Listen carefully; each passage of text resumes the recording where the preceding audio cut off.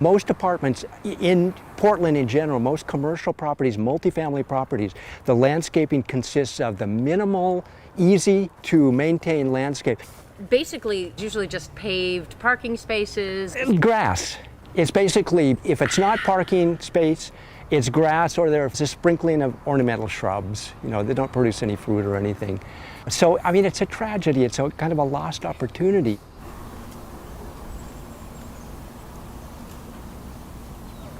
If somebody changed that model, I mean, the place could become like this sort of one giant food forest.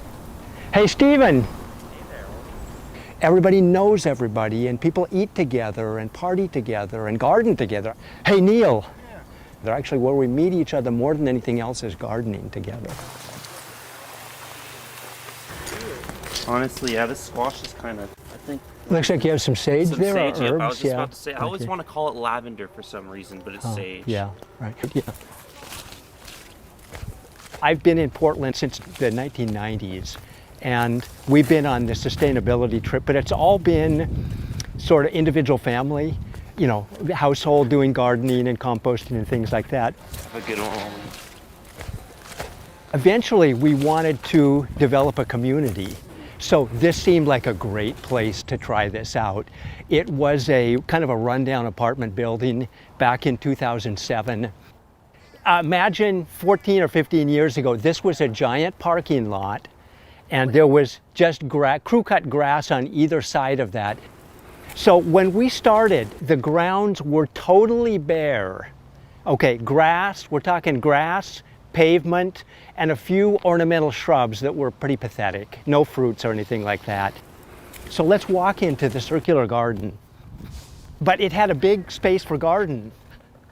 So right here is the center, and what makes a circular garden so unique is that from this one point you can irrigate a vast area very, very easily. This space is gardened by our Group Gardens program. We have about 20 families gardening together and growing things that you wouldn't normally grow in your own individual garden plot. For example, squashes. You can see a lot of space is taken up by squash, and you wouldn't have that space to do something like that in your own garden. Okay, we have carrots and peppers, sunflowers, chard, cabbage, cauliflower, and broccoli. You can kind of see the fruit trees here. Look at the fruit trees, they're just totally loaded. These are the ground falls that we picked up so far, and they may look a little dubious, but actually these are great for apple pies, apple sauce. You can dry these too if you wanted to. So we get a huge bounty of fruits here. And you planted all these? We planted all these, yeah, right. So when we started out, this was just grass here in the planting strips, and from here up to the building was a parking lot in the middle, and then grass and gravel on each side. There were a few ornamental shrubs right at the base of the building, but it was essentially just a big, open, kind of dead space. And you can see once you depave, we depaved the parking lot there, and now it's a fabulous garden, right? So did you buy? So we bought it, yeah. So we worked with a bank. You gotta convince a bank to put the money behind, because it's a huge investment. This was $1.7 million. This was considered a kind of a high-risk investment, so they required a 30% down payment. Behind you, I wanted to point out that this is our intersection repair. So 2 years ago in August, we got together as a community. We closed the street at both ends, and then we painted this pollinator-themed street painting. That's one of the fun community projects. Builds community. We learned a lot of our neighbors, we had a lot of our neighbors that we'd never met before. Really a great community building project. So we need a garden space, because that's key to permaculture, is having some space where you can plant different things, trees and annual plants and things like that. So we decided to utilize one of the local organizations called Depave. Depave, their mission is to remove parking lots and turn those spaces into garden spaces. So we worked with them. We had probably 40 volunteers here one day, and we pried up all the asphalt and hauled it off. We filled up like 9 dumpsters full of asphalt. Then we discovered a gravel layer and actually a house foundation underneath. You never know what you're going to find when you depave some space, but undaunted, we continued on. We removed the house foundation, removed all the gravel, and started gardening. And this is 10 years later or so. The soil is very fertile. We probably created this much topsoil on top of the previously just bare areas. So I mentioned we depaved this space. One of the amazing things, this was parking lot right here. We discovered this old concrete pond that was hidden under the pavement and long forgotten. So when we discovered this, we decided we'd remodel it. And look at what we've got now, these gorgeous cattails out of a pond that was essentially hidden and buried under the pavement for probably 50 years, that we then unearthed and now returned back to pond. It's a beauty, it's a water feature, but it also provides a mud source for certain insects that use mud to create their homes, like mason bees and mud dauber wasps. Also swallows use mud to make their mud nests. So this is a perpetual source of mud that they can tap into. Now behind this is our well. So you'll see that little square structure with the living roof. We actually have a 100-foot well there that we've drilled, that we tap into the aquifer underneath, that we replenish with the rainfall. Rather than using cisterns to store rainwater, we use the earth as our cistern and then tap it with a well. It percolates into the ground, into this gigantic aquifer under the city of Portland, and then we tap into that. So we're replenishing the water that falls on the property here by keeping it in place. When we started this project, the driveway and the roof were sent into the sanitary sewer. So we were exporting rainwater to the City Bureau of Environmental Services, which then had to treat that when it's mixed with sewage. A big problem. We've avoided that problem, or remedied that problem, really by keeping the water on site, percolating it into the ground, and replenishing the aquifer that we draw from. So the rain is drained to each side of the building. You'll see a pipe coming from that side. That channels all the rainwater from the north side of the building to that center, and then it comes across, and then it's conveyed through these rain chains to fall around us here.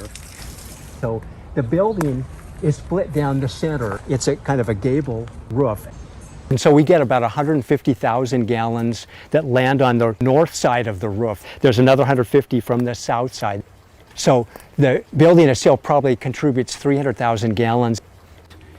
This is the north side rainwater, and because it goes through small orifices in front to channel it to the rain chains and other places, it's important to keep sediment, leaves and things out. So what this does is it catches these leaves. Look, how did a peanut get up on the roof? But so several times a year, we'll go through and clean the filters out. And basically you just tap them like that. And that way it keeps that material out of the rainwater chains, which would clog them. And you can put it back again. So whenever it rains, there are 3 waterfalls on this side of the building.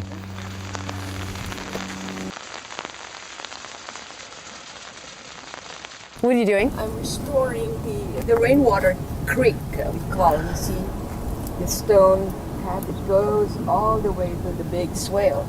And it starts up here. When it rains, you see the black, the downspout. So the water goes down and comes out here in that stump.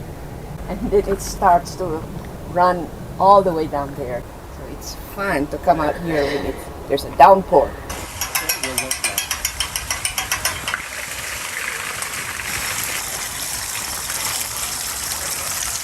When we started, we had contemplating going into a co-housing, which is a condominium model. You co-own the place with a bunch of other people. The problem with that is we kind of do things a little bit radical, like human manure composting our pee and poop. This is the basis for our fertility, and we figured your typical co-housing community would not necessarily go for that. This is what we call the additive for our compost toilets. So we're importing carbon from the city, which normally would go in the landfill. Believe it or not, some people put this in the landfill. And yet this is exactly what you need to balance the high nitrogen inputs from urine and kitchen compost and excrete or poop. Excrement, toilet paper, and additive are what we compost to create fertility and till. So let me. And everybody has a compost toilet. No. So there's probably about a dozen of us who use the ecological sanitation project. Every unit, generally speaking, has a toilet in it, and some people will supplement with a bucket of wood chips and then a lovable loo next to it. And this is a typical one-bedroom unit right here. So it's about 565 square feet, consists of this living area and a kitchen, and there's our bedroom. And then we also have the bathroom in here. And what's unique about our bathroom is we have a compost toilet in it. This is normally where the toilet goes right here, this hole that's covered in the floor. We've removed that because we have our own compost toilet here. And this is what a compost toilet looks like. This is called the Lovable Loo. It's a 5-gallon bucket that you pee and poop into. If you're willing to save your urine separately, that's even better, and that's what I do. So I have my own pee bottle here. I just pee into my bottle. And my wife pees into her bottle using this contraption. So you see there's a little bottle there and a funnel. So very easy actually to collect your pee separately from your poop, okay? And it doesn't smell at all. There's no odors here, okay? So what's amazing in between use is the wood chips that we use for covering. These are the wood chips. So after you pee or poop in here, then you cover with this, and wood chips are well known as an odor absorber and barrier. That leaves the interesting question about what happens when you're pooping, okay? There's odor that's coming into the room. So that's what this is right here.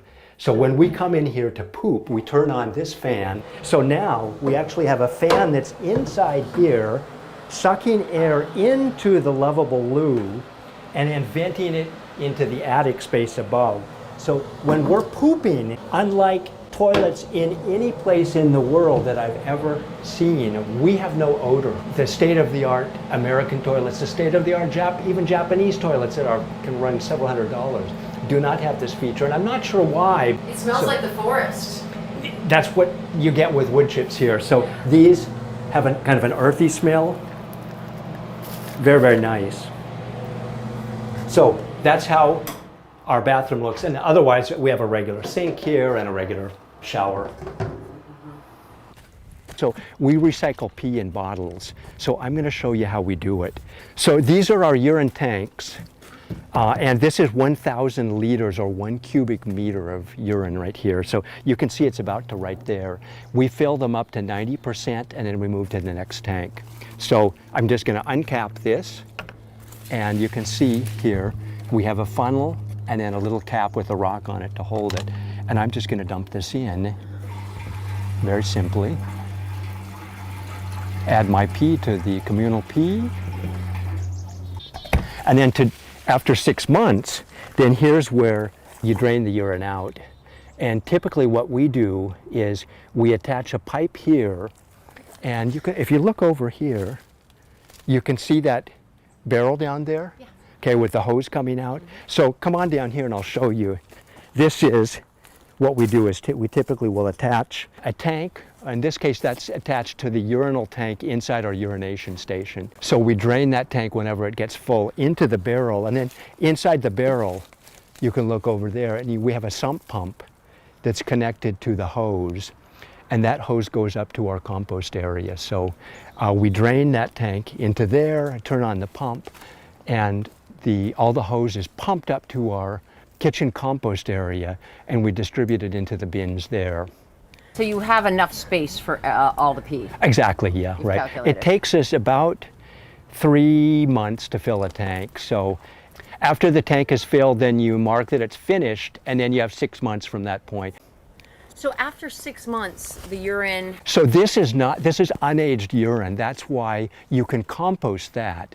It's not a problem. But You wouldn't normally use that directly on plants, and this is just to follow the technical rules. Unlike your own personal pee, that's a little bit different because it's your own organisms inside you.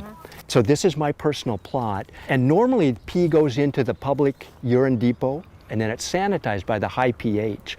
But if you use your pee on your own plot, you don't have to do that. So this is my personal pee, and I'm going to show you what I do. I just dump it here. Very, very simple. And now pee can develop an odor. When it's fresh, it doesn't have an odor. So you want to wash the leaves. This is just well water. And then I go through and wash the foliage. That dilutes the pee as well as washes any urine off. And that way we don't have any odor ever. What's the property of pee what are you getting from it? Okay, so yes. it's how we excrete most of the nutrients in our body that plants like. And the carbon obviously comes out in our feces, right? The pee, everything that is liquefied is in pee. And so it's minerals, potassium, phosphorus, magnesium, calcium, as well as nitrogen. So nitrogen comes out in the form of urea, and when it's broken down, the urea breaks into ammonia. The plants love the nitrogen. It's primarily a nitrogen source for gardeners. So otherwise you'd be buying inputs. Exactly, yeah. So if you garden, you know nitrogen can be a challenge because all plants need nitrogen. It's like the fundamental nutrient that all plants need, besides oxygen and carbon dioxide. Only my tree manage and own this place. And at first, I was a little frightened of them. I didn't know what they were about. I wasn't sure if I was going to go along with it. But then as they talked more and we related to one another, I said, I think I could go along with this, And I cared about the environment, and they cared about it a lot more. I've been here 35 years. I watched it change from dilapidation to a grand forest. Yeah, I wouldn't live here if it was otherwise. Yeah. If it was just a simple complex, I wouldn't be here. Here is our solar shower. This morning I actually tested it out with the smoke. We're not getting a lot of heat, but let me turn on the faucet here, and so it's on pure hot water, and I'm going to see if we get any. Yeah, we're actually getting a little bit. It's not really hot. So how it works is there's a solar collector on the roof there. That series of pipes absorb the heat. That contains about 8 gallons of water that's heated up. The cold water comes in one side and it comes out hot at the other end. And then it's conveyed to the shower here. And we actually have a thermometer here that tells you what the temperature is of the incoming hot water. It's about 80 degrees right now. So it'll probably go up maybe close to 100. Now, one thing to note is you have to use biologically safe, low sodium soaps. Otherwise, it's going to contaminate. This is a permitted gray water disposal system that we have here. So here's the conveyance pipe, actually. So we have 2 zones of gray water. This right here is the switch to go from one to the other. Move it from one side to the other. So now the water's going that way, or you can make it go that way, and then that's just the tightening. So this zone right here is this artichoke patch. So the water comes down here, goes across. This is the splitter. So half the flow goes that way, and half the flow goes that way. And this is another splitter. So when the water comes here, it splits it between these 2 sites, and this is where the water actually percolates into the ground. And the water that's split there comes down and is split again here and goes to those 2 spots. So it moistens in 4 different spots. And there's a similar moistening down in this other plot. If we turn it this way, then this pipe goes down underground to here. The water is split and it goes to 2 spots there and 2 spots there. This is a kale patch here. So that's how the gray water works. Hey, Neil. Yeah. Would you like to meet Kirsten and... Hello. Hi, you're working hard. So Neil is our farmer. Wannabe farmer. So he sells all our spare produce. We do thousands of dollars of sale at your farmer's market, right? Yeah. We have a lot of surplus here, so he sells all kinds of stuff. What do you sell? This week, figs, cleared out the figs, greens, kale, collards, chard, some cucumbers, Ollie's kale. This is Ollie's patch of kale. We grow for ourselves, and then we realised we were growing more than we can eat, so we decided to start selling the excess. And you live here as well? Yeah. How long have you lived here, Neil?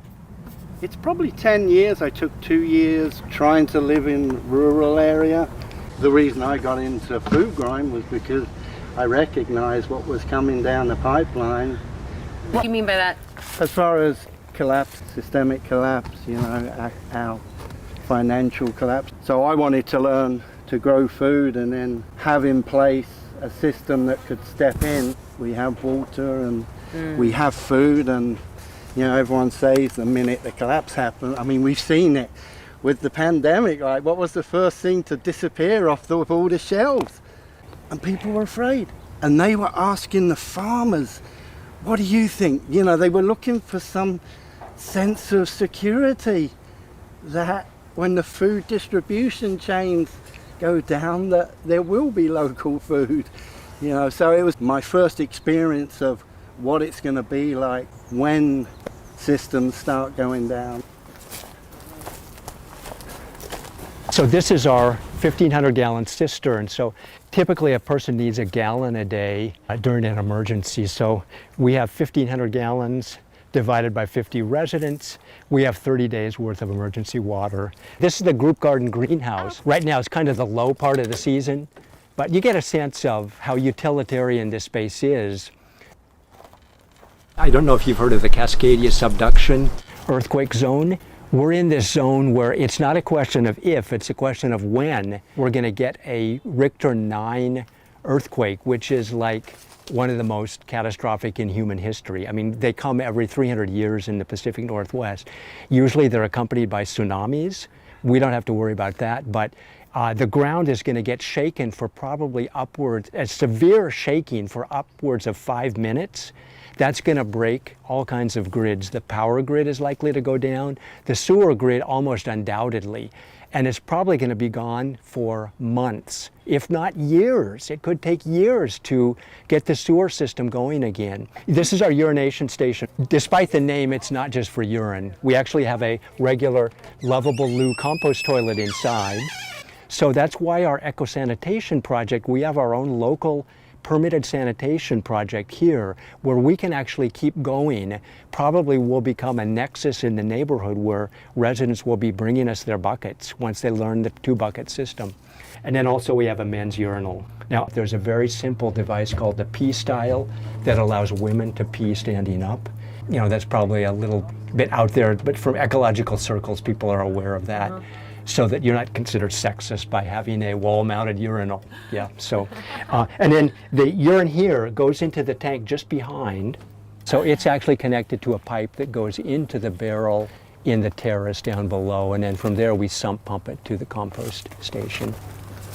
Let's head down to the humanure compost courtyard. Okay. The difference for this setup here is there's a roof over every bin, and the bottom of each bin is lined with a concrete pad that is sloped to a drain in the center. So the potentially pathogenic compost from humanure is totally sequestered from the environment. You can't have poop going into the groundwater, for example. The buckets are accumulating here. We wait until we have about 30 buckets, and then about once a month, we empty all the buckets into one of the bins, rinse out all the buckets, and then let them dry out. So these are waiting to be refilled with fresh wood chips. And let me open up this bin right here. So they're hinged. It's entirely treated inside the bins for 1 full year, and then it's emptied out and put on ornamental plantings or fruit tree plantings. This is what the finished compost looks like, and it has a totally sweet smell. It just smells like earth, and it's totally pathogen free. So it's been processed and sanitized. And we also have the dates marked here. Okay. So 20, yes. So 6520. So that actually, we can now empty. It's been a year old. That's the bin that we're currently emptying, and we're ready to move on to this bin. The bin we're currently filling then is in that corner, and it doesn't have a date marked on it yet. So that's our eco-sanitation project.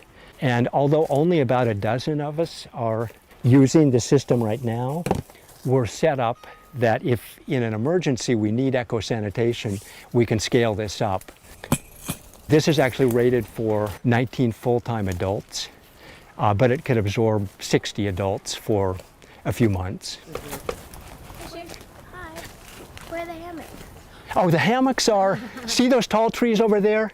They're clear over that side of the garden. Yeah. All right, now we're going to walk through our food forest. So you got to crouch down here. It's a little bit, the branches are all laden down with plums, yeah, with fruit, yeah.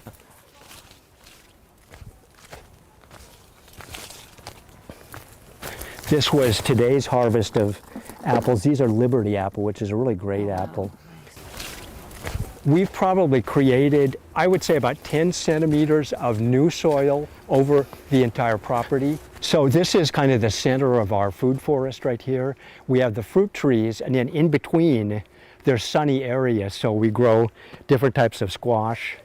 So here are some butternut squashes here. There are many different varieties in here. And what you can see is, let's go down to here to the end. You'll see when the trees were planted 10 years ago, that was the original soil level right there. And about 5 or 6 feet away from it, the soil is probably that much deeper. This is all soil that we've constructed with our organic gardening activities. So you hear about topsoil loss.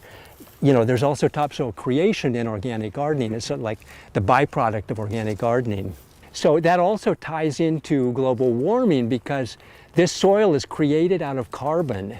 So we're sequestering carbon in the landscape in the form of soil. So this is actually regenerative agriculture. We're creating soil and storing carbon on site. Forests are like the original store of carbon, and we've cut down so many of them now we need to reforest. And this is a way of intermediate reforestation. We have these growing new trees, but we also have annual crops. Most of the crops we eat are annuals. We don't do grains and beans here because we just don't have the space, but we focus on fruits and vegetables, which are really higher value crops. This is soil that we're creating here. Those are leaves from rhubarb. And the majority of farms are losing soil, right? Oh yeah, the Midwest has lost vast amounts of soil.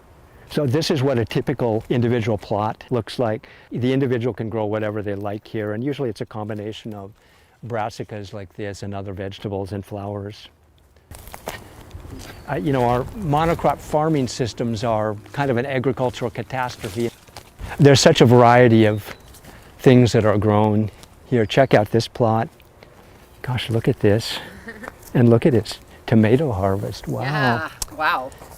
And what happens is the mouth of the Mississippi, there's this enormous dead zone from the excess nitrogen from chemical fertilizers. So nitrogen is fairly cheap and it really stimulates the plants. It really jazzes up their growth. So the farmers put on way too much and they get great harvests, but the topsoil is actually lost and depleted. Wow. Look at these pole beans. But they keep jazzing up the growth year after year with these additives, and it's part of the collapse of our food systems. Is there anything called pest control? Do you need pest control or? Yeah, so what do we do for pest control? Okay, so we have, with our squashes here, they'll have squash beetles, and we just go through them and crush the beetles. So we grow a lot of cruciferous vegetables. We have a butterfly called the cabbage butterfly, but we also have paper wasps. The paper wasps sting the caterpillar and they feed their young with that. Yes. So we have paper wasps living all around the property. And so those clear out the cabbage butterfly caterpillars, and we have very minimal predation. The wasps are constantly keeping them under control. The same with birds and other natural pest controllers. There's an example of some paper wasps right up there. See that little plywood board? I put that there to shield them from the people using the shower. So they're such a wonderful insect wildlife here. We just love them. We try and foster as much of this as we can. We have this bamboo hedge that goes along 3 sides of the property, and it has a couple of functions. The main function, of course, is it creates a visual barrier. So we have sort of created our own privacy in our Eco Village here. We can't really see the apartment next door, but it also creates all of this bamboo. Every year we have sprouts coming up. You'll see throughout the gardens there are trellises and different types of projects made with our bamboo. We call it our microforestry project. We have 3 different kinds of bamboo. So this is the timber bamboo, and you can see how really heavy duty it is. One of our residents made a didgeridoo. How long did this take to grow? Okay, It's huge. what's amazing is the sprout comes out and it's like this big around at the base and it's pointed. It goes from ground level to full height in 6 weeks. So it's growing literally 3-4 inches a day. So that's typical of all of the bamboo varieties that we have. They go from ground level to full height in a rapid growth spurt of 6 weeks, and then the branches fall down and they leaf out. So these are this year. This is this year's. Let's see where you can see, yeah. So here's one. No, that one is one that's broken. Yeah, by now they've all leafed out. Is there any danger with bamboo, with it, being a pest or invasive and taking over, or? You have to be very, very careful. We have a barrier on that side so it won't go to the neighboring property. And even then, it's jumped the barrier a couple of places, so we've had to take remedial action. So right up here, you can see through the fence into the neighboring property. So this is like a 5-acre apartment complex here with 60 units. And there are a few trees around. You can't really see any grass right here, but look, they don't do anything with their landscape right here. This actually usually is full of weeds. I actually jump over there and weed it myself because it's, it's part of our visual environment. But if you look down there, from here you can see there's grass down there. I see a few rose bushes, but there's no food production at all on this property. In that sense, it's a relatively sterile environment.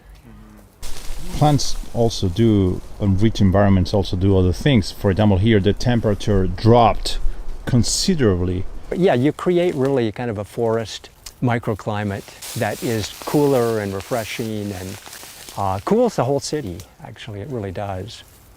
So cities, as we get to an era where we're going to have more extreme events, cities can do things that don't seem so high-tech, but at the same time they are the most high-tech, like planting trees could be. It is. It's amazing what design can do.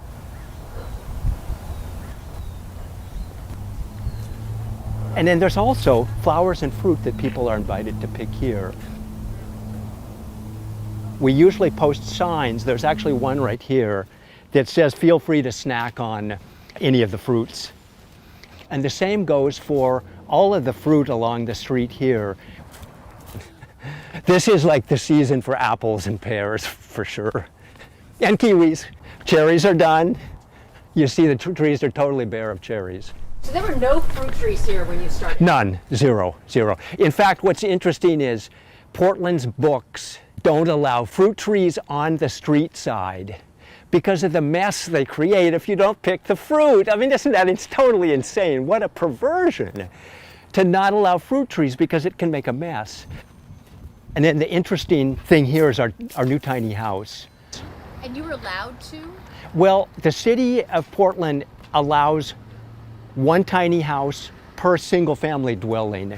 So we have a single family dwelling here. We don't exactly meet the codes here. Supposedly the house needs to be behind the facade, but it's a complaint-driven system, and if nobody complains, you don't have any problems, and it fits right into the community. It looks like it's been here forever. This was put in as just to have more space, more rental units? Right, so Gentiana has been bringing us her humanure for years, living in a tiny house, and she was being evicted. And we'd had this relationship for years because she was bringing her buckets here. So she said, can you help me out? And we thought about it and figured, why not? Let's try it. And we had this driveway here, and the city allows one tiny house per single family dwelling. So we figured we'd do it. The irony is, multifamily dwellings are not allowed to have tiny houses. And tiny houses are considered RVs. So you can imagine there's that sometimes negative, connotation of RVs. The city has to deal with these politics without getting into all the politics. It can be sticky. But this thing just looks like it belongs here. It's a fairly big tiny house, 190 square feet. They built it. How many people live in the house they built? And that's the thing with tiny houses. We've thought about putting a tiny house village in our parking lot because our goal has always been to depave all the on-street car parking. And we can do that because Portland has this progressive policy of if you're within 500 feet of a high-frequency transit zone, you're not required to have off-street parking. We don't have to have any off-street parking here, which is really amazing because the zoning laws in America are so car-oriented. So that's really very progressive. Yeah. So this house here was built in 1926. Years ago, the two properties were connected, and then we were able to reconnect them. And you'll see one of the themes of our gardening, we're of course permaculture oriented, but we put trellises and fences to grow vertical. So you can see this is laden with grapes. So most of the fences here, if not all, are trellises for grapes. Here we have different kinds of beans. Look at these oddball beans, yeah. And then these are some kind of cucurbit, squash. Looks like a spaghetti squash. So coming down the driveway here a little bit. So we developed this as a passive house, meaning it's super insulated and airtight. So it's very, very energy efficient. It's like state of the art. Comfortable in winter without using fossil fuels to keep you warm, and cool in the summer. If it gets really, really hot, the insulation keeps the heat out also. So the bottom was a basement, and we remodeled that as an accessory dwelling unit. So there are 4 bedrooms down there that we rent out rooms for. And those folks have their own private kitchen and their own bath and everything. We call it the burrow, but it's got its own courtyard, and the downstairs has as many windows as upstairs, so you don't feel like you're in a dark basement. That's actually our freezer. When we lived in the upstairs here, we had all the space for a freezer. Since we moved to a 1-bedroom unit now, we don't have that space, but Amanda, who lives here with her kids, we have an agreement, and we pay her $100 a year for electricity, and I'm coming here every day, at least once or twice a day, to use the chest freezer. You know, chest freezers, they're so super efficient. You know, when you open up the door, the cold air stays inside, so you don't have the problem of when you open a regular door, all the coolness drops out on the ground. These are our cherries here. So check out these cherries, and down here below is our plums. So look at all the plums there. So rather than pack plums, we just dump them in here. I have that one right there. Here's another space for plums here. And these are apples, applesauce. So the apples that you see out on the ground now, the ground falls, you make those into applesauce or you dry them. I typically will have a couple of quarts of plums, and then I mix that with oatmeal. Tomatoes are another great one. You just wash them, dry them, and freeze them whole like rocks.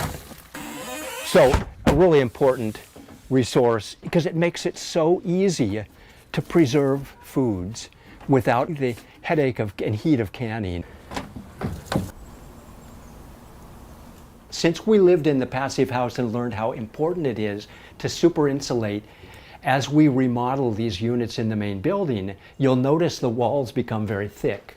This is the existing wall, 2x4 wall. It had R13 insulation or some minimal insulation that was required back in 1959 when the building was built.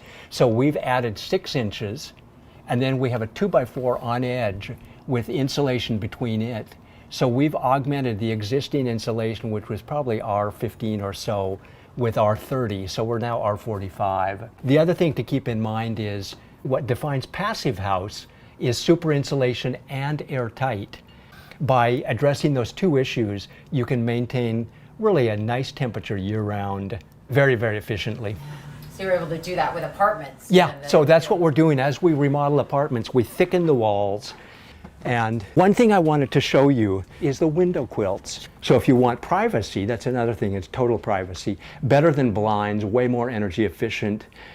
In a house, typically your energy loss is through the windows. So when it's super cold outside, the windows are really cold and it cools the air inside. And if it's hot outside, the windows are hot and It's the glass which is transmitting that temperature difference.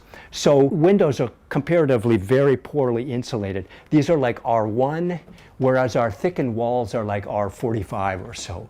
So you're getting 45 times as much heat loss through your windows. So by using a window quilt, this is like a regular quilt that you'd sleep with. It increases the insulative capacity probably by several fold. So as we discover these new technologies, the passive house technology and window quilts, we know what we need to use when we remodel new units. So all future units are probably going to have window quilts because it's a really underutilized technology, very, very simple.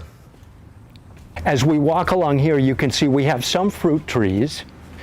This is a tea house that actually one of our residents built, and it's got kind of a little landscape there, including it's got rain chains in the corner to drop the water. But the main feature that you can see right here is the kitchen compost courtyard. So this is where we probably spend more time than just about any other activity. And you'll see the pile of buckets in the center. So that's kitchen compost that people have brought from their units. Here's the kitchen compost area. So the compost, it's showing 150 degrees. That's pasteurization temperature. It takes 1 minute to kill all pathogens in industrial processes, 159 degrees. So our compost bins routinely get up to that temperature. So when people bring their kitchen compost out, you empty it in here and then you cover it with wood chips again. We don't want to ever see rotting compost. And then that's chopped garden refuse. So we do lasagna composting. So we'll put a layer of this and then a layer of that over and over until it's all gone. And then we finally cap with the additive. This is the same material, comes right out of our wood chip depot down below. A layer of that goes on top. So the bins always look like they're filled with wood chips, really. And I noticed there is no, let's say, people tend to complain about insects. That's really rare. The big one, though, is rats. So once or twice a year, typically, we'll see excavation on the top where a rat is excavating. And by the way, rats are actually good for compost because they excavate and aerate them, but we're prohibited from harboring rats. So we've tried to make as inhospitable a setup here as we possibly could. And the way that works is the tops of the bins are exposed to the sky, and rats don't like to be exposed to the sky. That's where predators come from. So we don't have a problem with harboring rats. Now, notice I'm going to step up into the bins, and I'm just going to pull a sign here. So we actually finished this at our last Saturday work party, so it says I'm full. This bin was filled August 1st, 2021. And it takes us about 7 months to go in a circle. So these 3 bins, or these 4 bins actually now are full. The next one, next Saturday, we're going to do this one, and this sign here indicates that. This is the way you aerate your compost. You excavate down like that, and then you pull up, and it homogenizes and aerates the compost, which is really important because compost is a respiration. It uses oxygen. People are required to give an hour per month to communal activities. By the way, we have about 55 residents. George has been here 35 years, as he mentioned. Most have been here much less than that. Maitri and I, who started the project, we're going on 14 years now. If you've lived in an apartment, you're probably familiar with a situation where you may not know the person 2 doors down. Everybody knows everybody here, so that's the beauty of community. Hey, Amit. Yes. Food Not Bombs is a fantastic, they use our kitchen to prepare their weekly meal. And we have benefited so much from Food Not Bombs. We get all their leftovers that are in the share area, and we get to contribute too. So you moved in here because it was a nice relationship. I moved in here because there are not a whole lot of excellent options. People come here and they're floored, and we get volunteers, they come and they don't see all this. Then one day we're like, oh, we need to go composting. So we take them here and they're like, what is that? You just you don't have that. And it's not that expensive to live here comparatively to the other places. So this is our community courtyard here, and just inside is our community room. You'll notice how cool it is inside. Outside it's about 95, and inside it's probably 30 degrees cooler here, the advantage of living underground.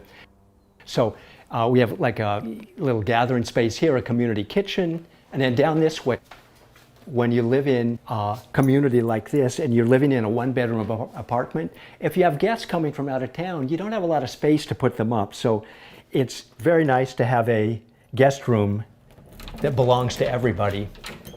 So if you have family coming into town, put them up here. And Mark Lakeman, we hired him to design a new facade for the building. And so the cupola, we've already implemented that part. We haven't put up the spires yet. We got 5 different spires. His commission was to turn this, what looked like a cheap hotel, into what looks more like an Asian temple. And we're gradually implementing this. The main thing that we've done so far is the cupola here in the center. You have a lot of solar. It's actually 58 kilowatts of solar, and that produces about 2/3, maybe 3/4 of the power used by the entire building.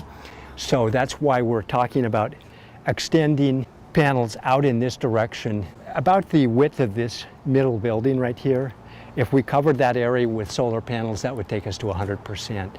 So we're probably going to create a greenhouse in that space that has solar panel roof. So that's Neil's truck right there. He has his own farmer spot. You can see just the R, it's marked farmer there. You can see all the cars that are parked. Now, it may not happen this year, but eventually all that parking will be turned into a non-car use. So we have 2 community vehicles. Maitri and I do not own a personal vehicle. We've turned our vehicle over to the community, and we want to get other community members to use that and sell their cars. But eventually, when the spaces are depaved, they will have to either get rid of their car, or if they want to keep it, there's no reason that they can't keep it, but they'll just have to park on the street. Our neighborhood actually has a fair amount of street parking. I mean, look over there. There's a whole side of the street that has no cars in it. So America in general has a significant excess of parking, so we just need to use our resources a little bit better. So you had, when you first came, how much was asphalt? So we had 5,500 square feet of asphalt in the front yard. That was 12 parking spaces. And then along the front of this building, we depaved 3.5 additional spots and created really a nice buffer for those apartments. That was basically instigated by the residents that lived there. So this was 3.5 parking spots right here. The neighboring residents were fed up with the traffic lights shining in their windows and all the noise from cars, and so they said, look, can we turn this into a garden? And we'd had the experience depaving the front, so we said, why not? Let's do it. The community got together. We had several community work parties, and we depaved this, removed all the pavement, and planted this beautiful landscape. So I think the residents really like the great green buffer here now. We have a couple of shared bikes. Food Not Bombs actually has an electric cargo bike that they share.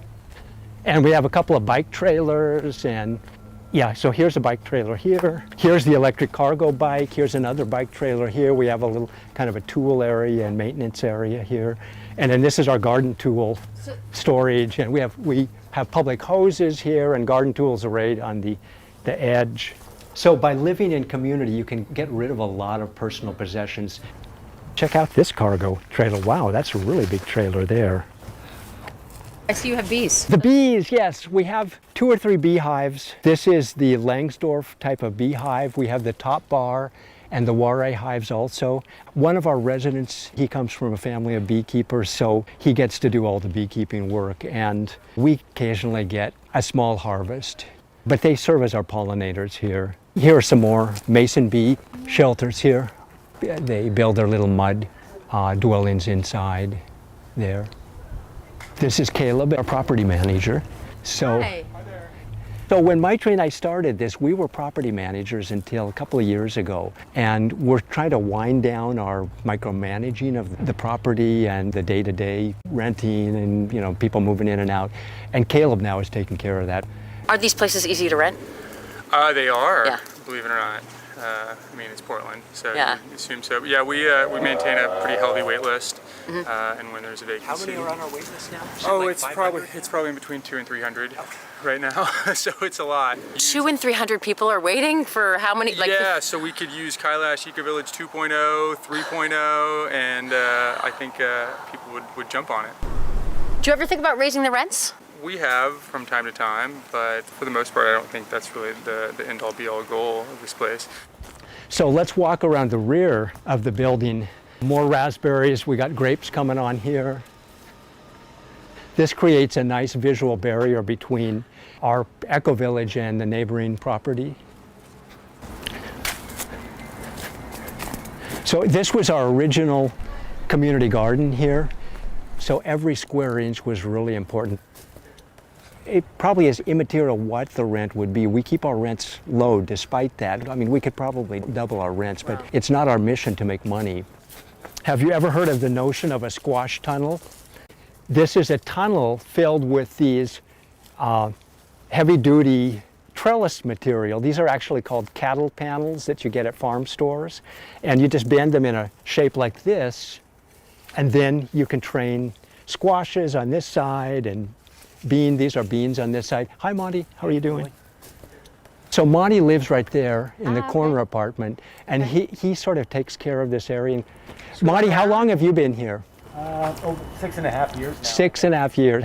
How do you like living here? It has a lot of all the things that you want to sort of share. So land and the ability to cooperate in different ways to form either teams or divide it up in a way to organize the sort of growing and then let people go to town. As opposed to there's one size that fits all and everybody's a little different. But there's a lot of challenge in it too, because there's so many differences of opinion. It actually took us 13 years for the community to agree on a community decision-making process. These gardens here are the collaborative effort of the residents that live right in this area here. This is our medicinal garden right here. We have echinacea and a whole bunch of other herbs. So what was here? There's a little story here, right? Yeah, this was the old swimming pool that was decommissioned probably 5 or so years before we moved into the property here. They tried to demolish the swimming pool, but it was too strongly built, so they just filled it in, and then we've turned this into a garden here. It's interesting. You can see some of the landscaping that's happening around here. Yeah, You know? Now, this apartment complex right here, look at it though, it is very much like barracks. There's hardly any green space in that whole area. So between the rows of houses, there's a full width street and sidewalk. So it's a very, very sterile area. You can imagine if you were to consolidate all the housing into a smaller area, you could turn that whole area green with food forests and things like that and make really an area of tremendous beauty.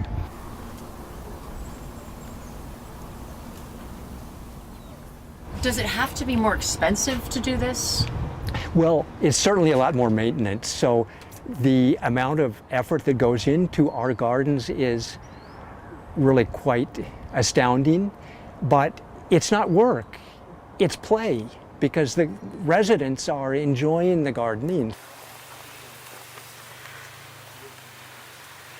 If you look at it from a business perspective, no business would want a complex landscape like this because it's way too much maintenance. But what you have to do is turn over the maintenance to the residents, and then they do it. They get joy. It's an antidepressant. It's a way of creating food. It's a way of creating community. So you have to do it in a certain way, but it's definitely a lot more work than the typical grass and ornamental shrub landscape for sure. Still, I mean, look at the vastness of the landscape around us. You know, there are thousands and tens of thousands of acres in Portland, so it could all be like this, potentially, if people wanted it. So hopefully, as we move to the future and people become more attuned to the ecological advantages of this, we'll see more landscapes like this that are created.